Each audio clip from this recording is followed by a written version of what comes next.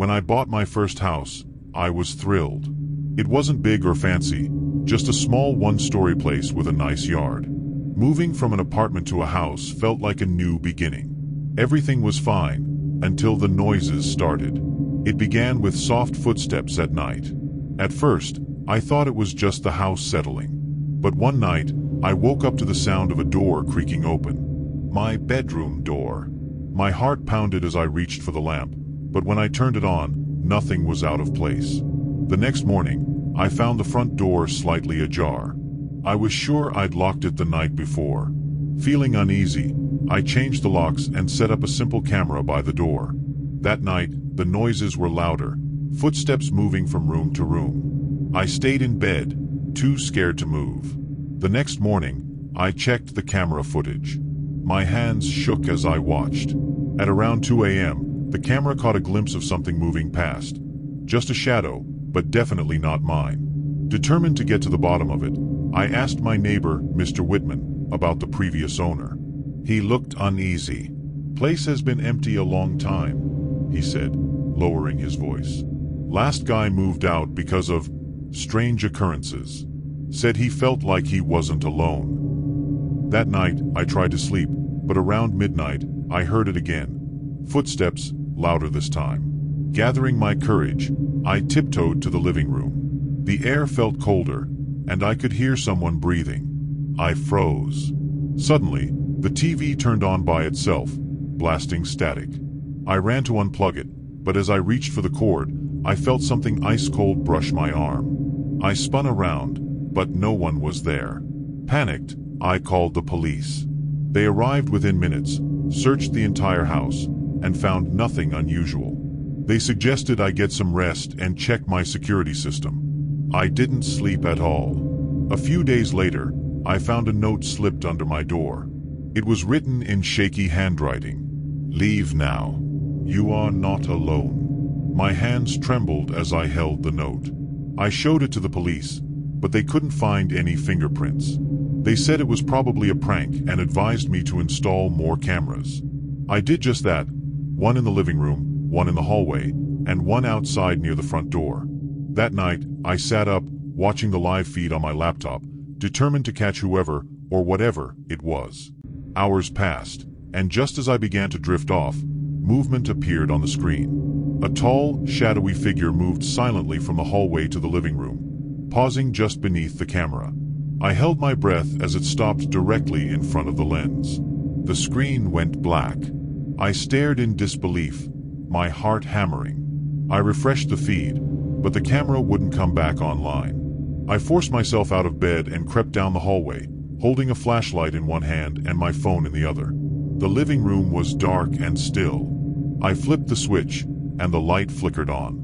The camera was fine, still mounted on the wall. I sighed with relief, until I saw the handprint. A smudged, greasy handprint, right on the lens of the camera. It was too high to be mine, and the fingers were long and thin. I stumbled back, feeling dizzy. How could someone be in my house without setting off the alarm? I ran outside, desperate for help, and pounded on Mr. Whitman's door. He answered, looking concerned. I spilled everything out, the noises, the shadow, the handprint.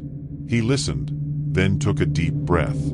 "You're not the first to say that," he whispered. "The last owner claimed he kept seeing someone walking through the house. He set up cameras too, until he saw something that made him leave in the middle of the night." "What did he see?" I asked, barely able to speak. Mr. Whitman looked down. He never said. Just packed up and left. Never came back. I returned to my house, determined to solve it. I stayed up the entire night, watching the cameras.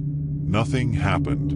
I almost convinced myself it was my imagination. Almost. Until the next morning. I woke up to find my front door wide open, the living room camera smashed to pieces, and the note that had been slipped under my door now taped to my bedroom wall.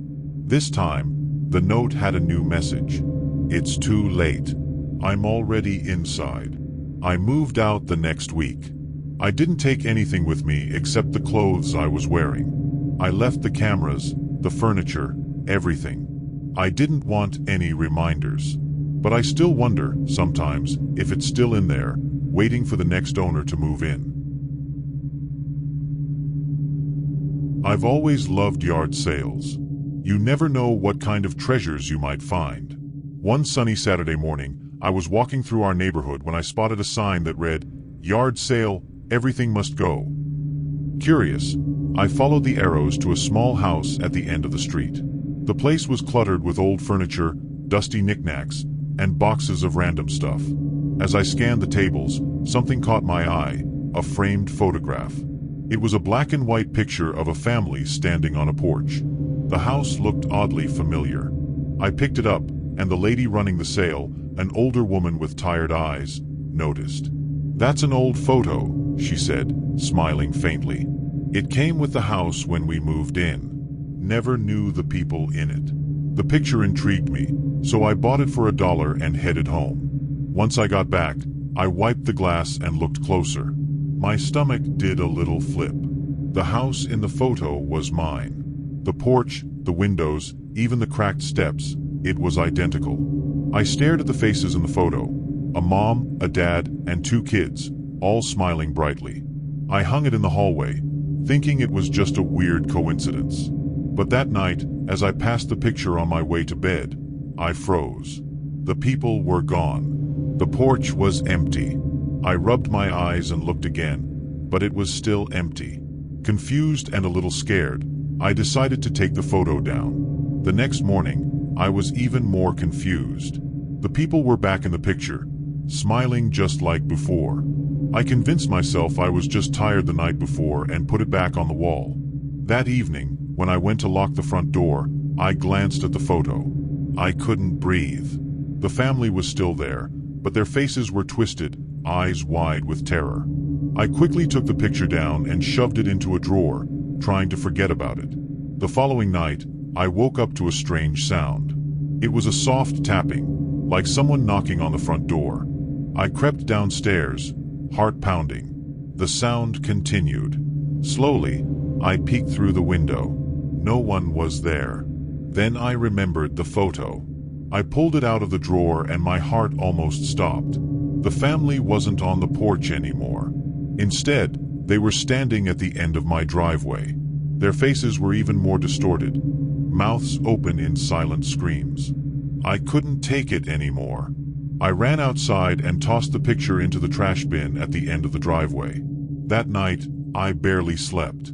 The next morning, I went to take out the trash, but the picture was gone. I felt a small wave of relief, thinking maybe someone had taken it.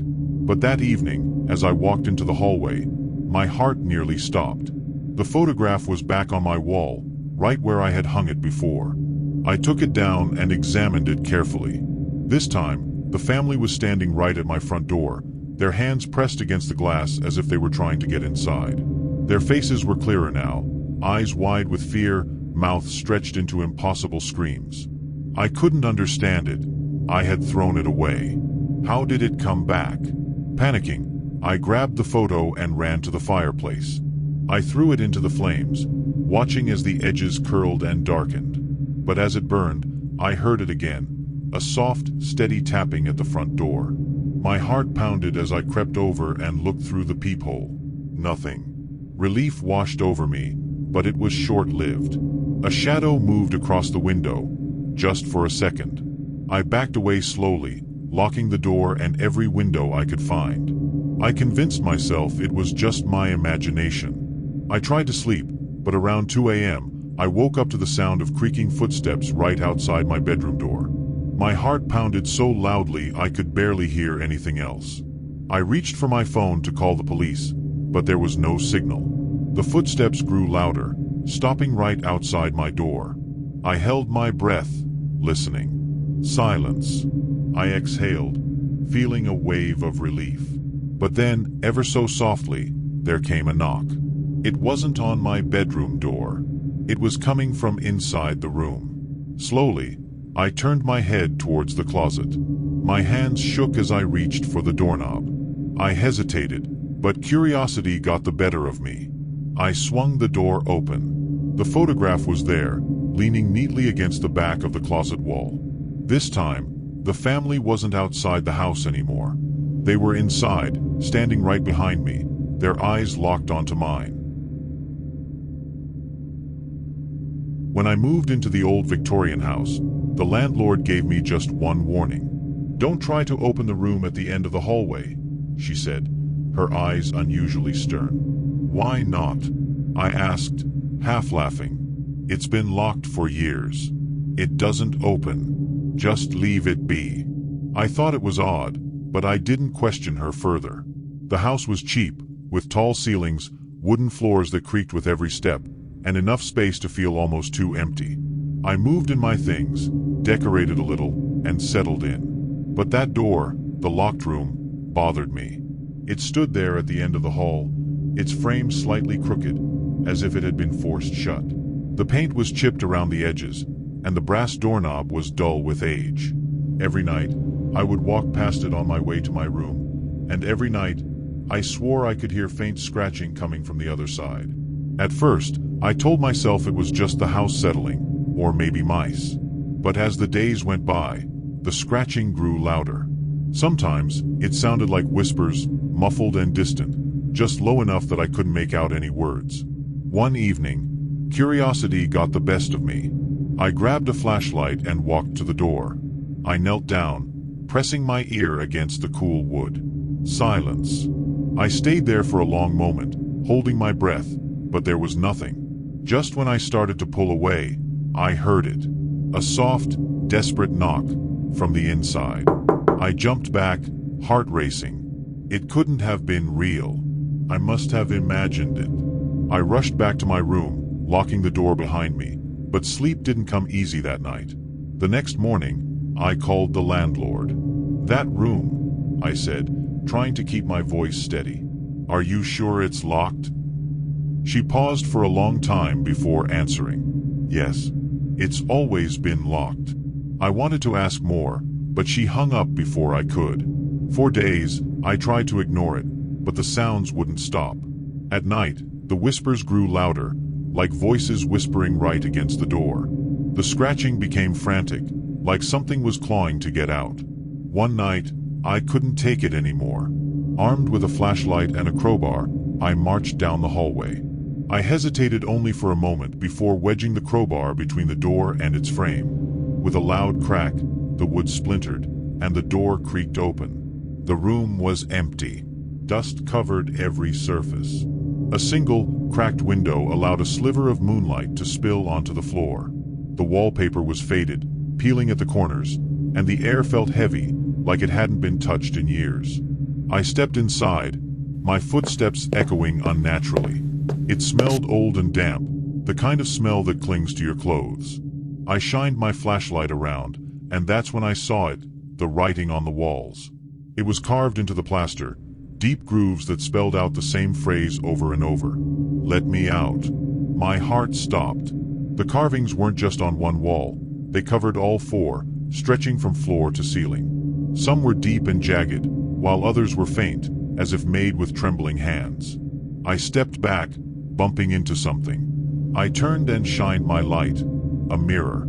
The frame was ornate, covered in dust. I wiped the glass with my hand, and for a brief second, I saw it, a shadow tall and twisted, standing behind me. I spun around, but the room was empty. That was enough for me. I stumbled out of the room, slamming the door shut behind me. My heart pounded as I locked it with the key I found resting on the floor. I didn't want to know why it was there. I just locked it and ran back to my room. That night, I couldn't sleep. I kept hearing noises, scratching, whispers, knocks. I buried myself under the covers, hands clamped over my ears. Around midnight, the noises stopped. I finally drifted off, only to wake up to a soft tapping at my bedroom door. I sat up, heart hammering in my chest. I listened. The tapping continued, gentle but steady. "Who's there?" I whispered, voice shaking. Silence. I crept toward the door and placed my hand on the doorknob, hesitating. Finally, I pulled it open. The hallway was empty, stretching into darkness. But at the end, the door to the locked room was wide open. I slammed my door shut, locking it and shoving a chair under the handle.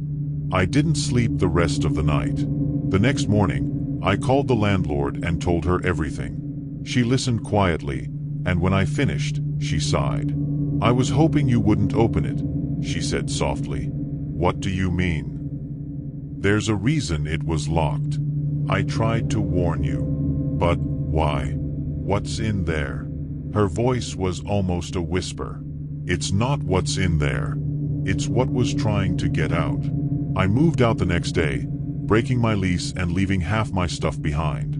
I never went back. Sometimes I think about that door, that room, and the scratching. But most of all, I think about the whisper I heard as I slammed the door shut that night.